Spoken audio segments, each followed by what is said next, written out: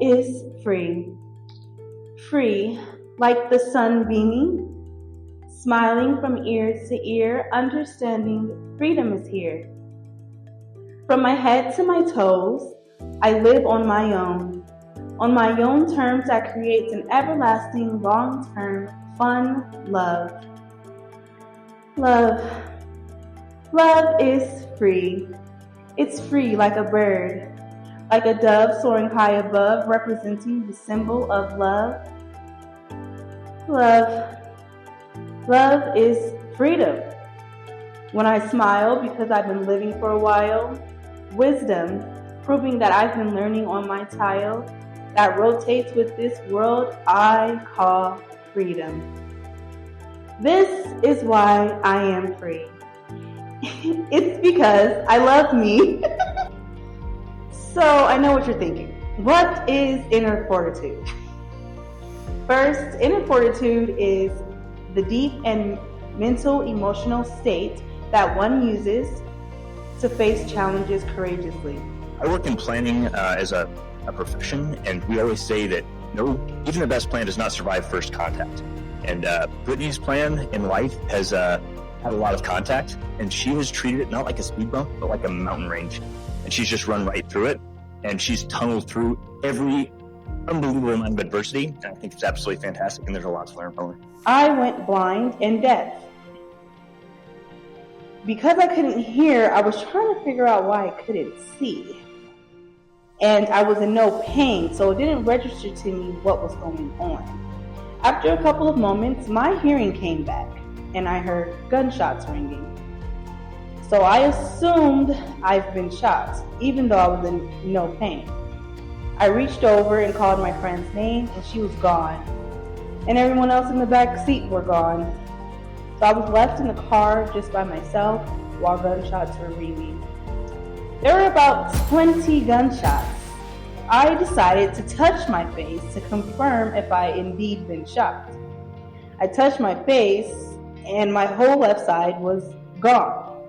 I had no face on my left side, and at the top of my head on my left side and on the bottom, it felt like my skin was blown off. So the next day I woke up and I was fine.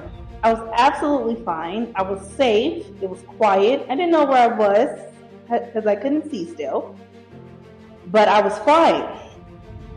So immediately I touched my face to see where that hole went. And my face was completely back to normal, like nothing ever happened. Yes, I had an eye patch on my left eye. And yes, I was blind, but I was fine. I was so in awe, I couldn't believe it. So I started feeling all around my face for stitches to see if someone put my face back together. There was no stitches, there was nothing. I literally woke up like nothing ever happened. All I could do was smile from ear to ear. That was the happiest day of my life. So I was ready to hit the road running. The type of resilience that everybody needs to see, and just like she was saying with her example, that you just kind of look at it as part of the group. There's no difference. They're rocking, they're rolling, they're walking with everybody else. And I think she's just a beautiful, just in-person embodiment of what resilience looks like, what leading your normal life before and after any tragedy that you go through looks like. And it's just a beautiful thing to see. So I'm really excited I got to meet her. And yeah, you are just so awesome. I finished my junior year with 2 A's, 2 B's, and 2 C's. Now I want to go on to the first example of inner fortitude that I displayed. I told my parents I would like to go back to my same high school. I was assigned a special education, social worker, and she told me that I need to go to an all-blind school. I told her absolutely not. I'm going back to my same high school. She advised and suggested that I really shouldn't do that. I did not care and I insisted, so I went back to my same high school.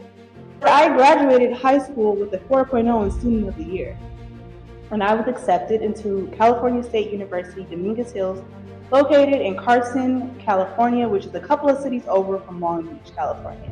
I then graduated college in 4.5 years at the age of 22. Emotional manifestation is when you deliberately change your attitude or mood in a positive manner to feel better. So, if you're sad, some people like to sit in their sorrow. I mean, we all do, right? Because it's just like you feel sad, you just want to be left alone, you want to be sad, whatever, right? But if you care about being joyful, if you want the mindset of being joyful, when you're sad, you will deliberately do what you need to do to not be sad. And I don't mean go from sad to ecstatic. No.